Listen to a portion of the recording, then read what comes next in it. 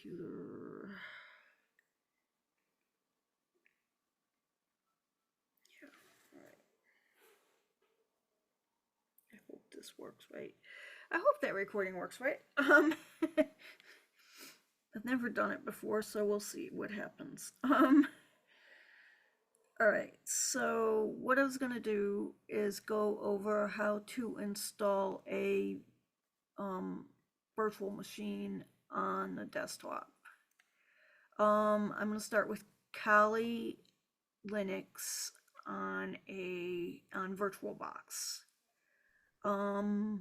If anybody doesn't know, I'm assuming everybody knows what Virtualbox and VMware is, but if they don't, Virtualbox is a free open source hypervisor that allows you to that run virtual machines on your desktop or server or whatever. So the Hey, first, John. this is the wrong site.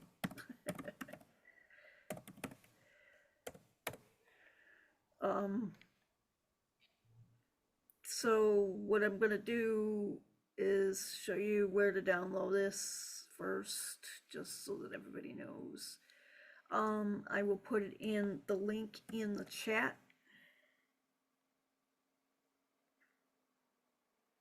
Did you say something, Tori?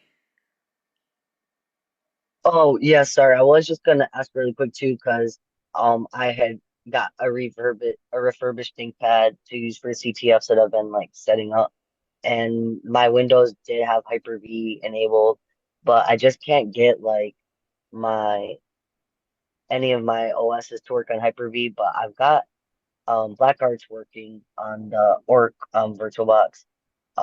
So I was just gonna also see for Cali, do you have the most recent ISO image? Has it given you any issues? Because I was wondering if that was also my issue, was the install I had maybe. Well, the most recent one just came out like last Yeah, week. I think maybe that's part of it. So I Okay. haven't actually had a chance. I was going to install it today and see what happened. I was just trying to get Kali Linux and I can't get the image on Hyper-V or VirtualBox. So I'm glad you're doing this today. Sorry, I didn't mean to interrupt. Yeah, we'll see if there's any errors, anything. We'll see what happens because I have the older Okay. versions if need be. But Yeah, I think I might just have to get the old one version then maybe too. yeah, you might. We'll see Okay. what happens. We'll see because, Okay. like I said, it Thank you. just came out, and it might be that that it just came out. Um, because sometimes things go wrong. We'll see. So anyway, show everybody where VirtualBox is. I'll put that link in here, just so everybody knows. That's where you download VirtualBox. VirtualBox is my favorite. I have VMware, but VMware, the problem with VMware is um it used to be pretty good and I could get a student license. I had a student license and it was pretty good, but then Broadcom bought it out. And now you have to go through authorization hell to get a copy of it. I mean, it's like you have to like go through 20 pages through their website to get access, and it's just so much work that I don't think it's worth it. But I will show you how to do it on VMware Pro, but it's like I said, it's a pain in the butt to actually get a copy of it. Um, I'll try to show you how to get a copy, but I'm not sure it'll let me because it's currently telling me that I have a free license and I had a student license, which means I should have a pro license, but it's currently telling me I have a free license. So I don't know what's going on with Broadcom. Um, I just hit something I didn't want to hit. Okay.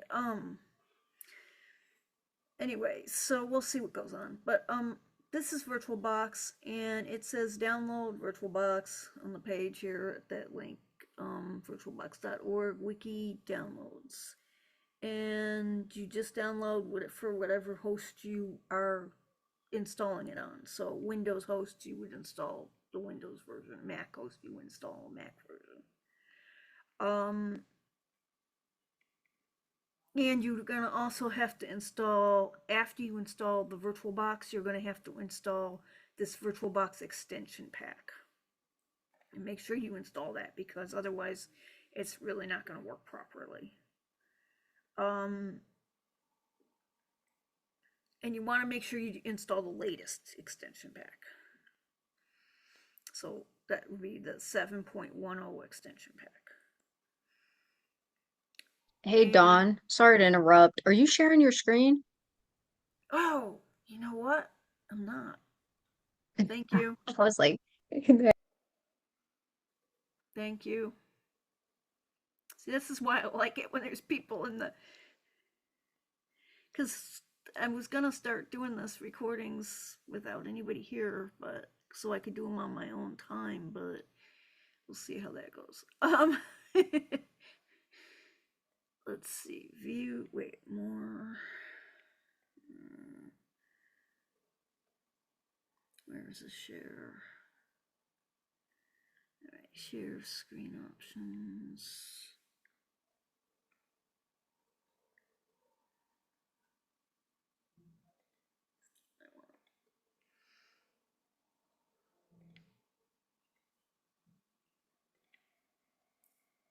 All right, that's what I want. Ooh, whoa.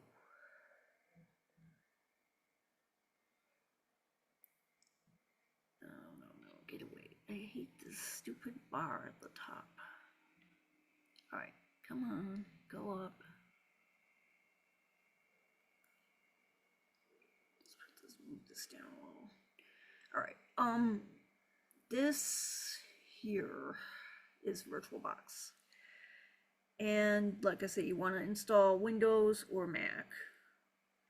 And then you want to make sure you install the extension pack, VirtualBox extension pack, which is right here next to it. So after you install that, it's pretty self-explanatory. You download it, there's an installer, you just run the installer. I could reinstall mine. I guess I could show you, but I'm not going to actually go all the way through it because mine's already installed.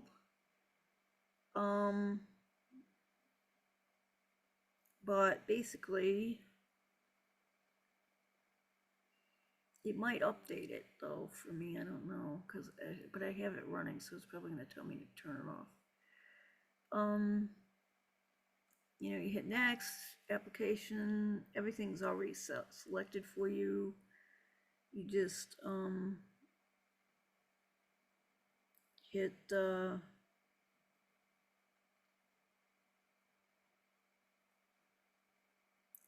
next, and it's going to install. Oh, that's going to cut my network connection. No, I'm not going to do this because that's going to cut my network connection, and I don't really want to do that at the moment. But anyway, it's a self-explanatory installer. You're just going to install it. It's just going to go through just go through the motions. Yeah, we know. So you're just going to go through the motions of the installer, run it, and then you're going to install, after that you would install the extension pack. You'll just double click on it when you download it, because you'll download this extension pack here, and then you'll just double click on that, and it'll install for you.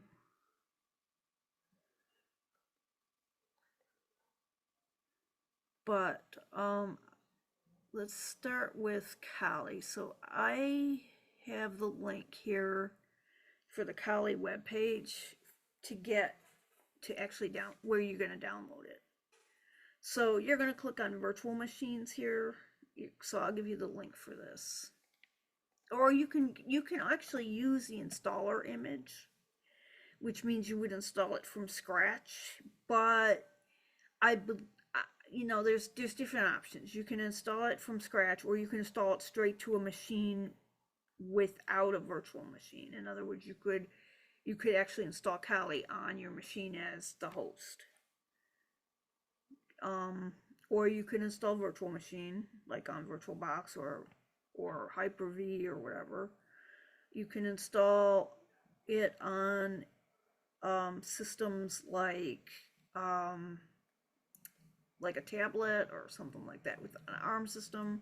You can, well, actually that isn't really a tablet, but you can install it on an ARM system. You can install it on a mobile system like a tablet or an Android phone, but that would be NetHunter. That's what it's called when you put it on a phone. And it doesn't have to be rooted. There is a rooted version and there's a non-rooted version. There's the cloud. Of course, they have different deployments for AWS, for Azure, and they have different versions for, I believe, Linode. Let's see. DigitalOcean, Azure, Linode, and AWS. And then they have generic images that you can actually upload to like Google Cloud or one of those places, or Oracle if you're using that, that may not have Kali on it. But, and then this here is, oops, what happened? My arm. All right, go back. There we go. So yeah, if you drag down, it'll scroll down, it'll go into these categories here. Containers. There's containers, that's Docker.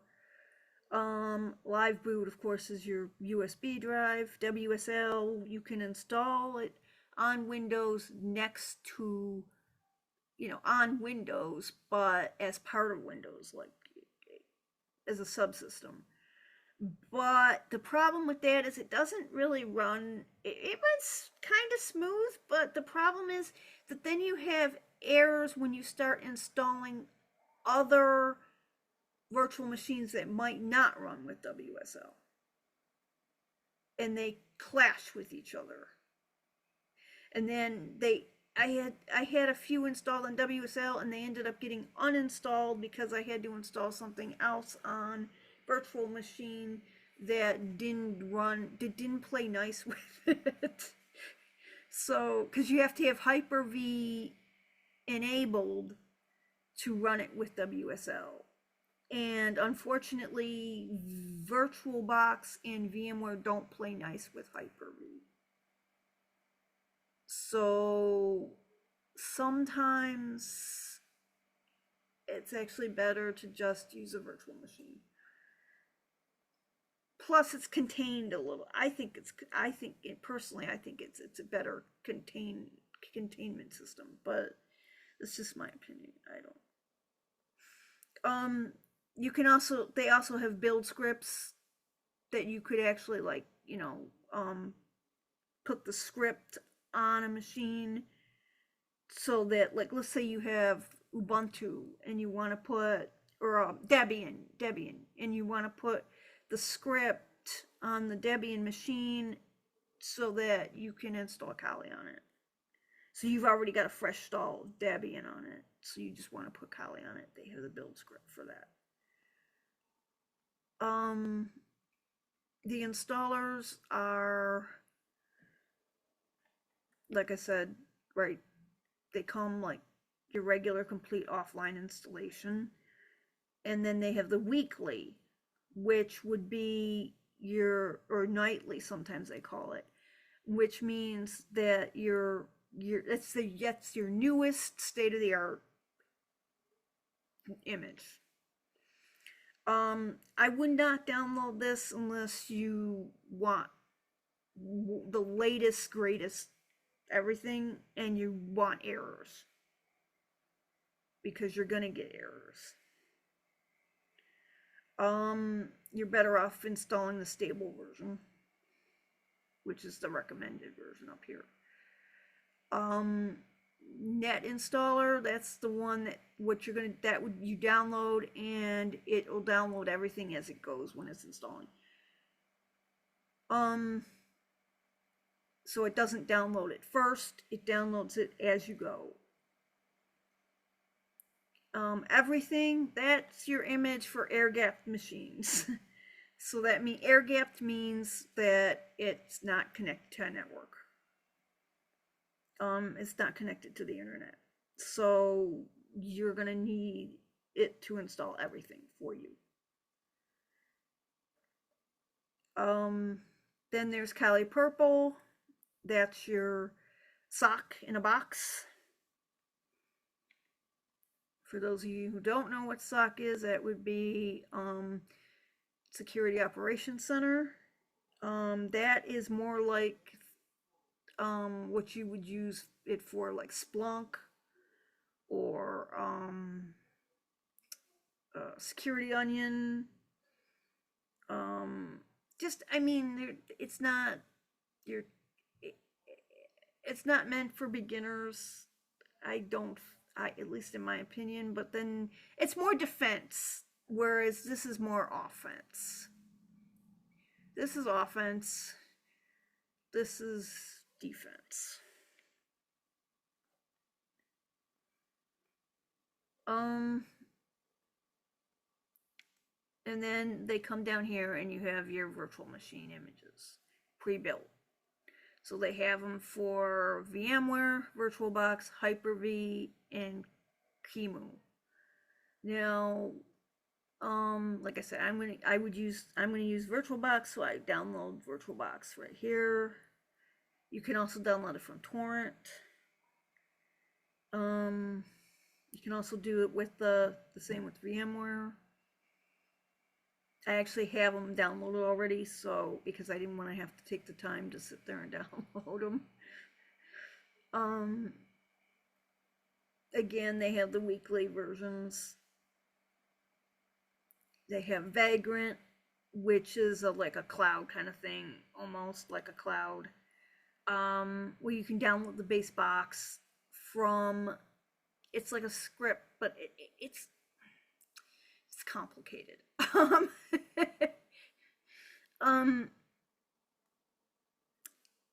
I've used it once or twice, but it's really complicated for a beginner. It uses scripts, and it's online, so you're like running it from.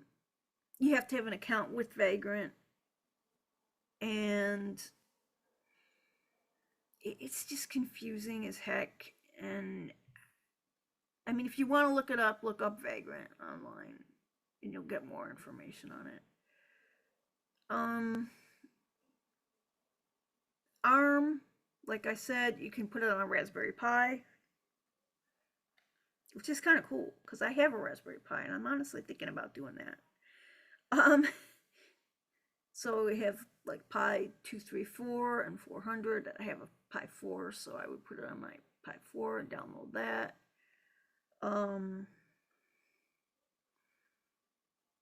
Then there's the NetHunter Pro. That's for your phone.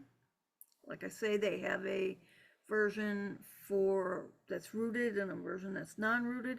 They have documentation. I had it somewhere where I had a document. I have to find it again. I'll post it online. I have instructions on how to do it step by step if you do not have a rooted phone.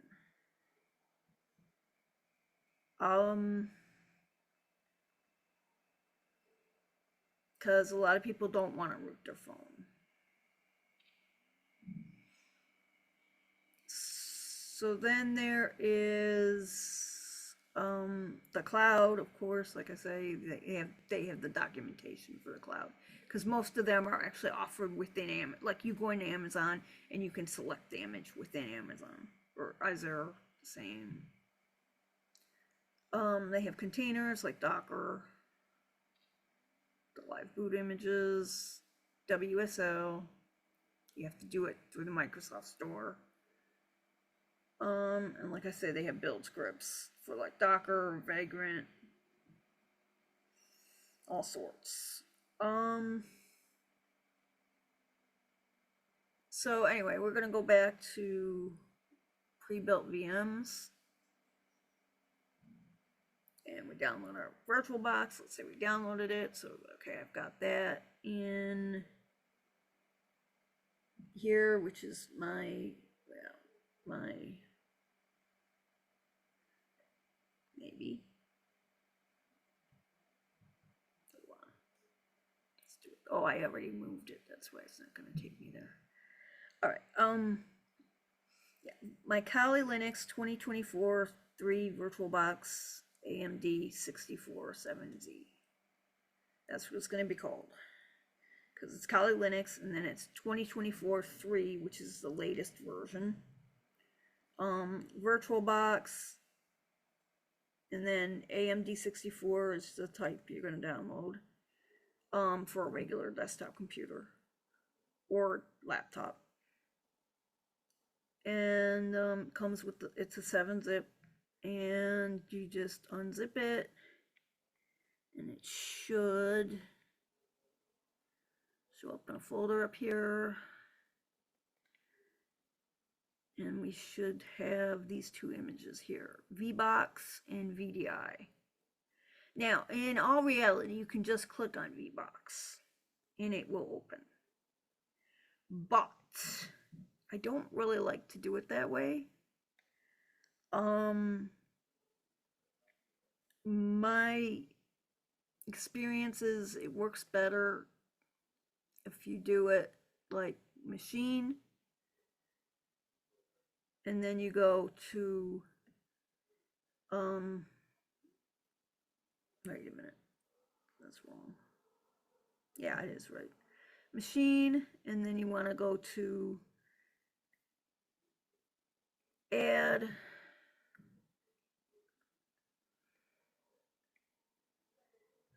and then you want to go to where your VirtualBox is. Mine is in downloads, and then OS distros, Kali Linux, and it's right there, that VBox. So you hit open,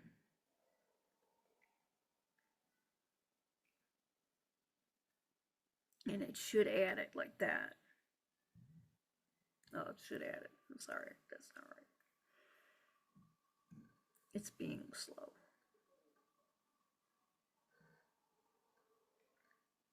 There it goes. So it's right there. So you add it. You've got all the information. It's showing that it's got a base memory of 2048, which is 2 gigs. It's got 2 processors. It's got boot order, hard disk, optical, and then acceleration. And then it's got video memory 128, graphics, VMS, VGA. Okay, remote desktop server disabled, recording disabled. Now, I don't know if you don't necessarily have to keep those settings. So you can go up the settings up here where that gear is. You have general and you have basic, so it's telling you the name. You can change the name if you don't want to keep it as Kali Linux 2024 3, whatever. If you just want to change it to Kali Linux, you can do that. Type, keep it as Linux. Version, it's Debian 64-bit. Then there's advanced. You want to make sure your shared clipboard and your drag and drop are at bi-directional so that you can drag and drop in and out of the system, so that it'll allow you to drop files from out here to in here, you know what I'm saying? So like back and forth. You want to be able to copy and paste, in other words. Description, Well, it's just a description. I now see. I like it because it's showing you in the description your username and password. I find that I tend to forget the username and passwords for all these virtual machines I have. So I've started now to write them in there into the details, into the description, just so that I have them. Because nobody else, if it's a personal computer, if it's a public, if it's a public computer, then don't do that. um, disk encryption, you can enable disk encryption if you want.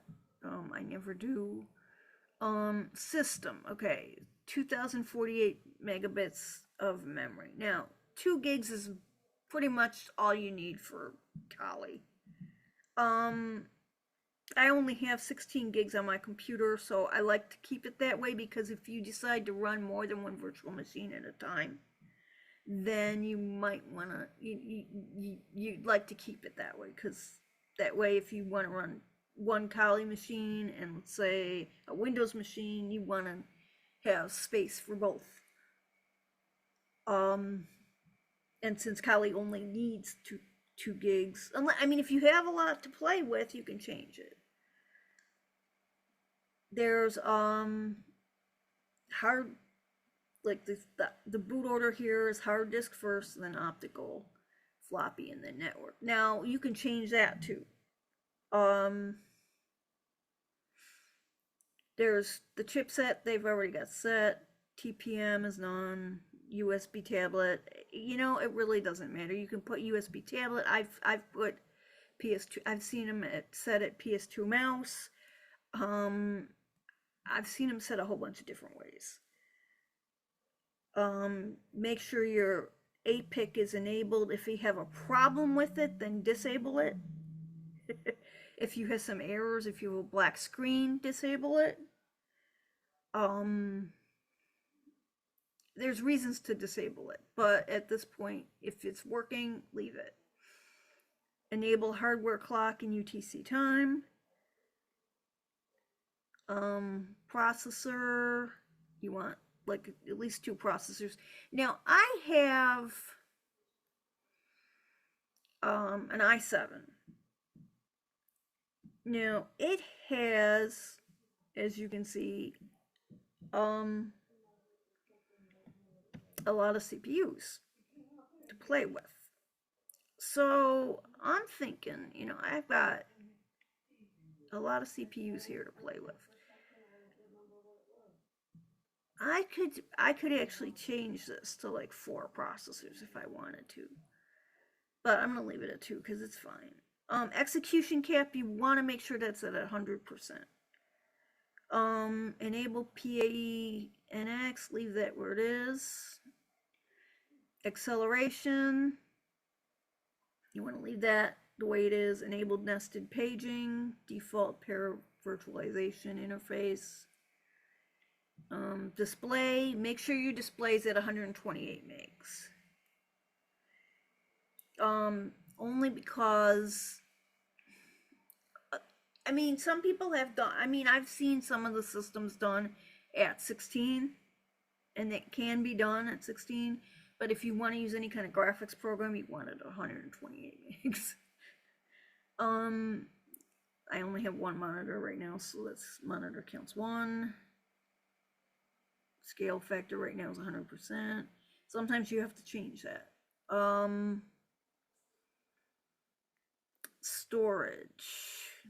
Storage, here you can see what's going on with that right now. There's a SATA, but the controller, it's running off of this image right now. The audio, keep it the way it is. Network, I leave it on NAT.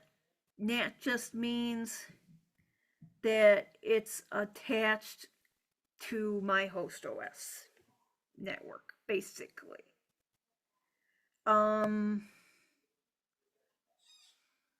Now it's network called. I can't think of what it's called right now. Anyways, it's NAT. Most of you know what NAT means. Then there's also bridged. Now you can change it to bridged, but I don't know. I keep it at NAT unless you have to, unless they tell you to change. Somebody tells you to change it. I always keep it at NAT. It just seems to work better. It runs on your system's network. I always hit cable connected because it makes it think the cable's connected, even though mine's wireless. It makes Linux think the cable's connected. So it does port forwarding. Serial ports, we just leave that alone. USB, we can leave that at USB 1.1. Sometimes I change it. I can change it to USB 3 or USB 2. It doesn't. Sometimes you have to play with it. If your mouse stops working, play with it. Shared folders. Now you can create a shared folder in here ahead of time. This is machine folders. So sometimes what I'll do is I'll go in here, folder path. You can change. You can put a folder path, folder name, and then a mount point, and then make it read only or auto mount, and set it up ahead of time on your desktop. You'll have one on your desktop, and then one in the virtual machine. I'm not going to do that right now because we have drag and drop.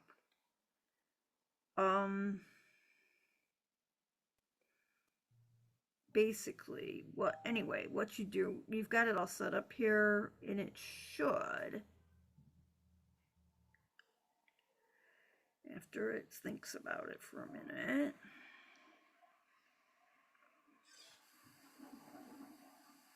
it should work. I'm praying it works,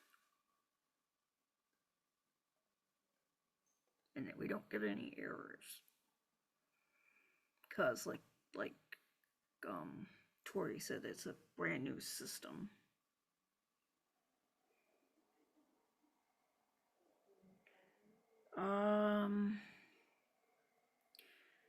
It's a brand new Kali.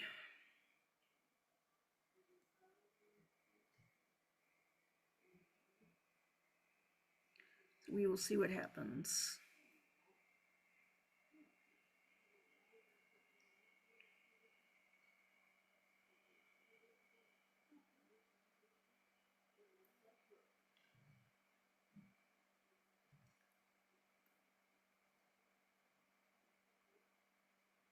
Just came out last week.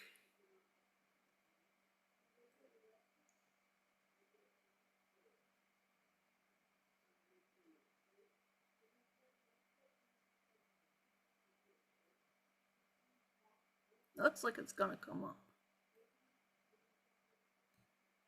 All right, so then the default is Kali.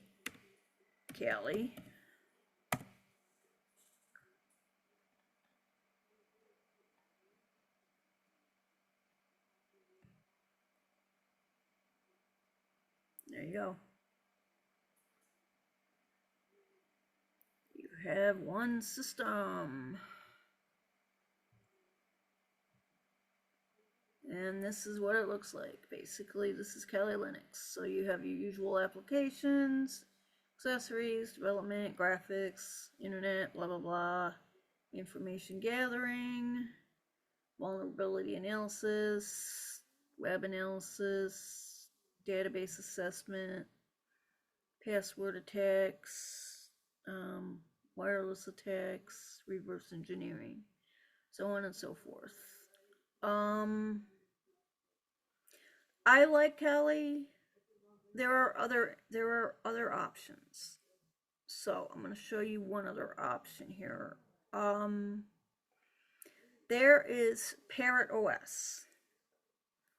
Now it used to have like this really cool shell that went with like half the box, but it doesn't anymore. I'm not going to install it. Well, I could, but the only I'm going to show you the difference between its installer and Kali's installer. Now,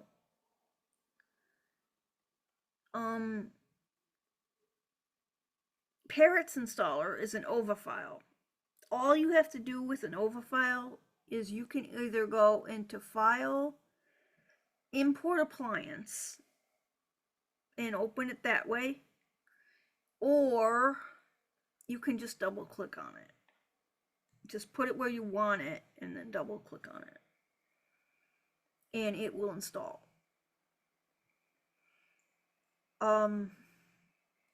So this is Parrot OS.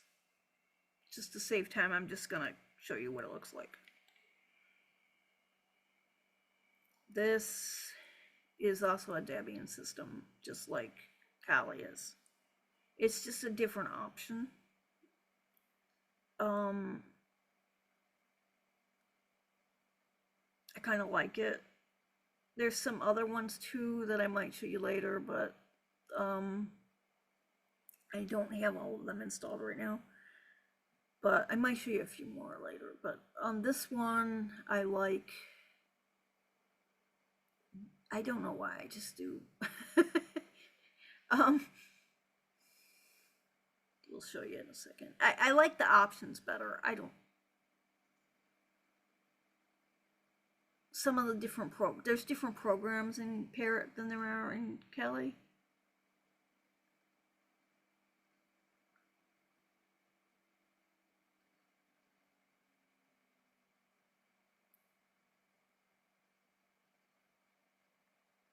Oh, I was going to show you VMware.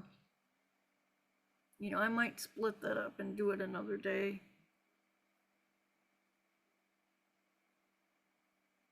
This is Virtualbox though. There's anyway, Kali has applications like LibreOffice. So Kali doesn't have that. The internet, it has Onion Share and Tor. Remina, it has for a remote. It has a torrent on it already. It has Qubit torrent installed. The graphics, it has GIMP. Kali doesn't.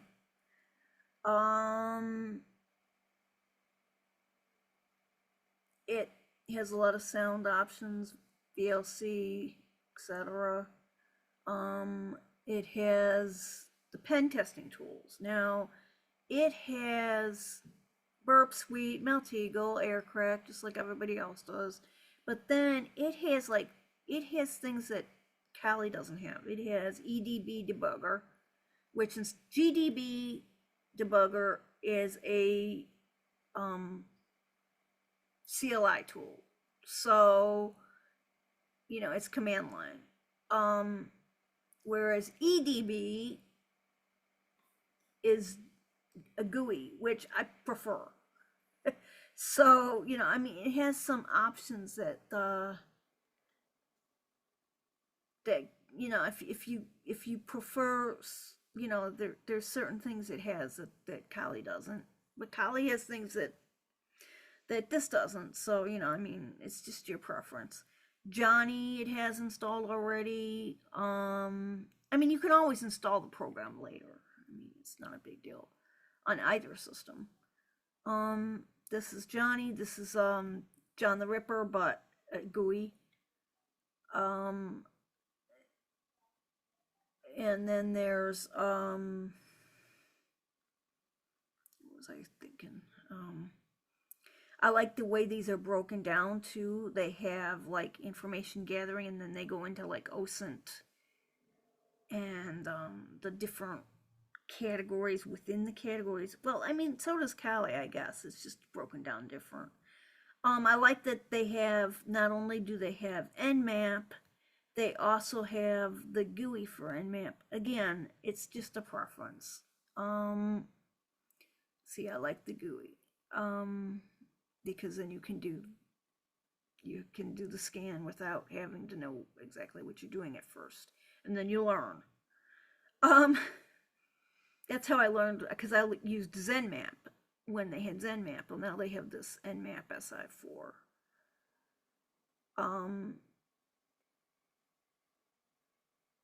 So if you're a beginner, it's a nice system to have. They also have a lot of back doors, stuff like that. They have exploitation tools. The other difference is that they have, if you go into, where is it? I gotta find reverse engineering.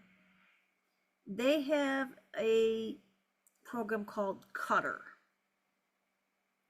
that I believe is a very, very good program. It is, number one, it's a GUI. Number two, it's basically Radari, but it's a GUI for Radari, and it adds a lot of options that Radari doesn't have on its own. I know I'm advertising for Parrot here. But anyway, there's a lot of different options here. Digital forensics, bin walk, autopsy, foremost.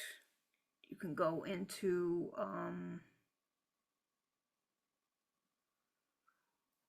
universal access, accessories, I'm sorry, go into GTK hash, type in your, either add your file or type in your text, and it's going to give you the MD5, SHA-1, SHA-256, and CRC32 for you, which is kind of cool. And then you don't even have to use the command line to get it. I'm just all for it. I don't know. I like the GUI sometimes, especially if you're a Windows person. But anyway, back to the virtual machines. We'll shut that down. And we'll go to, we'll just show you what this looks like. This is going to be VMware. This is what VMware looks like. This is Workstation Pro. And you can create a new virtual machine, open a virtual machine, connect to a remote server. I have one installed already that's 2024-2, which was the last version of Kali. I have a couple more things installed on here, but the problem, what I don't like about, I don't like the way VMware, and because it doesn't keep, if you close one of these out, I lose it on top. So then I can't find it, and I have to remember where I put it. So if you don't have everything in the same place, you might have an issue with that. There are ways, I'm sure, to organize it. I'm sure there are. I just don't know what they are right now.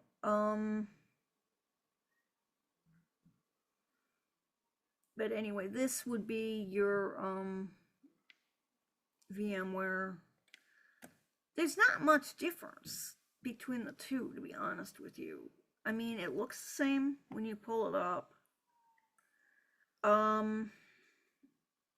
There are differences in the networking, and that is, I guess, where people like VMware better, because you can set up different networks a little bit easier, because it has, and I'll show you once this comes up. It has a virtual network window that allows you to network things a little bit better.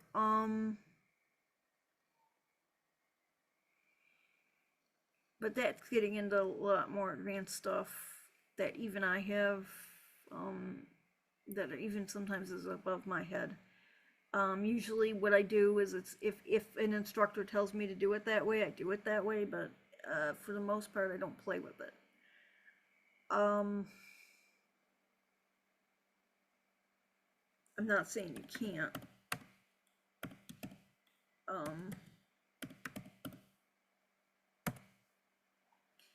but like this works the same. This automatically drops and drags. You don't have to change the settings. That's the other thing. There are some things that are better on it in that respect. But like I say, it's the same thing. So you just go in here, you got your same Kali system. So you just shut down.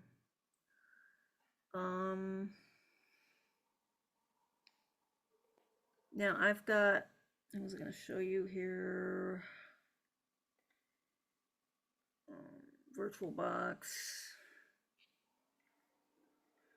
We've got Black Arch. I can show you what Black Arch looks like.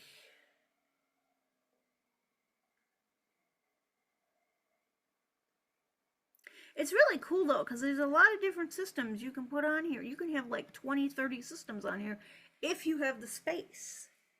And then you can just turn them off. You don't have to run them all at the same time. So you can have a lot of systems just stored on your machine. And it's gonna, you can load them one at a time. You can test them out, see what they do.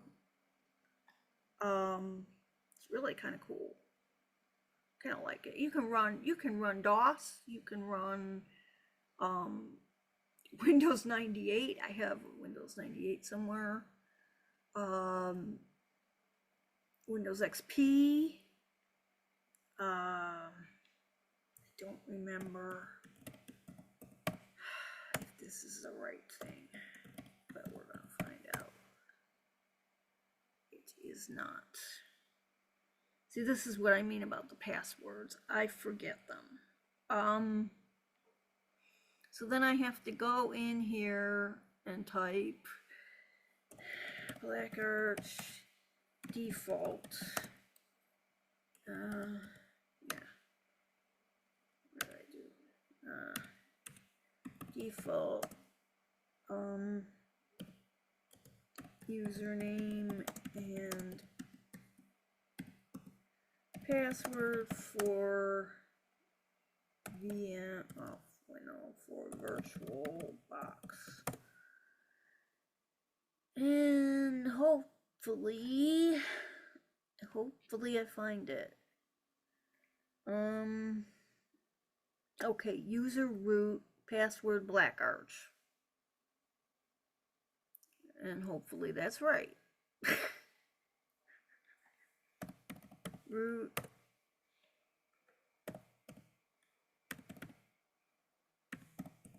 Black Arch. There it goes. That's why I keep them default, because if I don't keep them default, I forget them completely.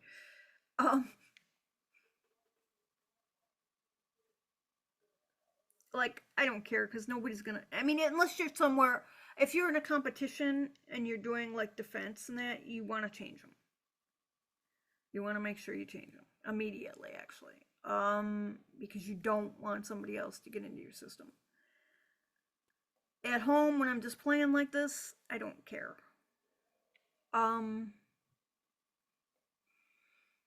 Because nobody's gonna even care. Now this is kind of weird. Black Arch is a very weird system.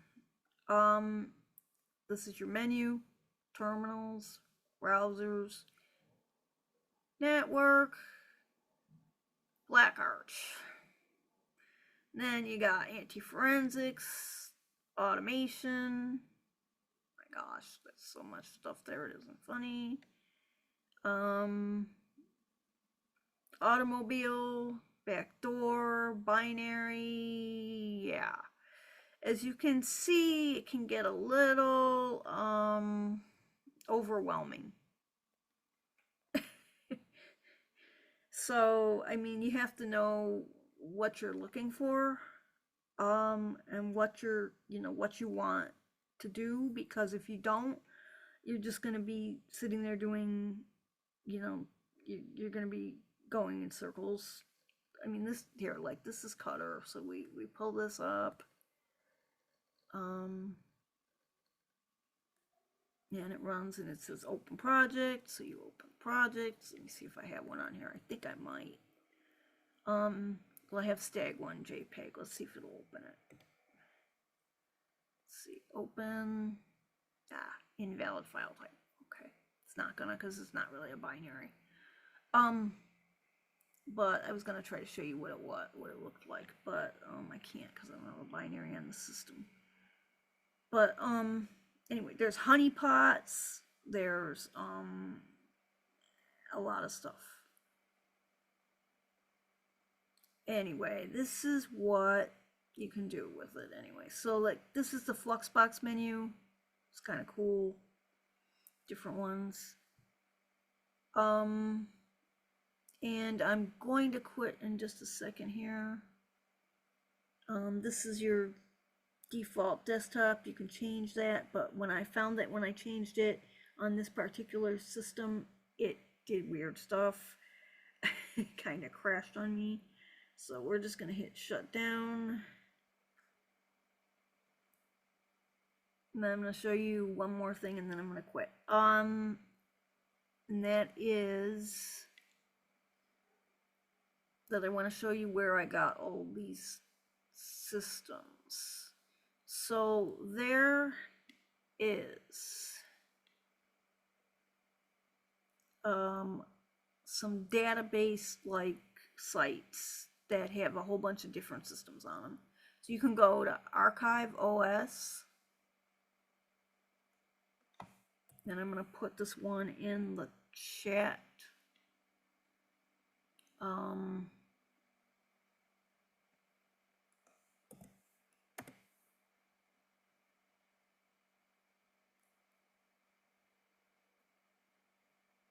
And I'm going to put another one in the chat. There is OS Boxes is another one that has VM images, and you go to Virtualbox images and it shows you all sorts. Ubuntu Remix cubes, so there's cubes, and then you would just go to you can either download the image or you can go to the official website. You can go like Pear Linux OS. That's a version of Macintosh. Well, it looks like Macintosh. Or they tried to make it look like as much like Macintosh as they could. But like this one is another one though. Anyway, OS Boxes. And I think that's pretty much it. I mean, there's some other ones too that have old stuff on them, like Windows 98. But that pretty much covers it for now. I don't want to put too much on this session because I know people get tired and it's just about 6 o'clock, so we'll quit. So thanks everybody. All right, let me stop sharing. So does anybody have any questions?